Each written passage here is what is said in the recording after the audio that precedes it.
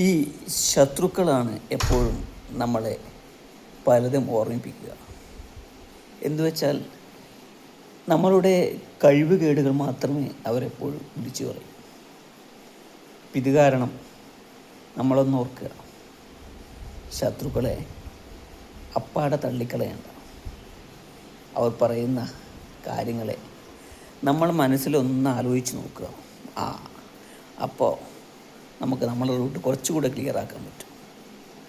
ക്ഷീരമുള്ളൊരകിടിൻ ചുവട്ടിലും ചോര തന്നെ കൊതുകിൻ്റെ കൗതുകം എന്ന് പറഞ്ഞ പോലെയാണ് ചില ആൾക്കാരുടെ സ്ഥിതി. നമ്മളിനി എന്ത് നല്ലത് ചെയ്താലും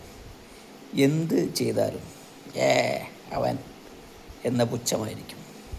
എന്നാലും അവർ പറയുന്നതിൽ നമ്മൾക്ക് മനസ്സിലാക്കാനുള്ള കാര്യം മനസ്സിലാക്കി കുറച്ചുകൂടെ നേരെയാവാൻ സാധിക്കും. അപ്പോൾ നമ്മൾ നന്മ പറയുന്നവരെ കൂടുതൽ സ്നേഹിക്കണം, തിന്മ പറയുന്നവരെ വെറുക്കാം.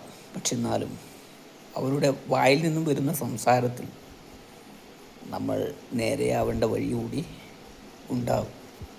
അത് അവർക്ക് പോലും മനസ്സിലാവില്ല, പക്ഷെ നമ്മളത് മനസ്സിലാക്കണം. ഓക്കെ, നമസ്തേ.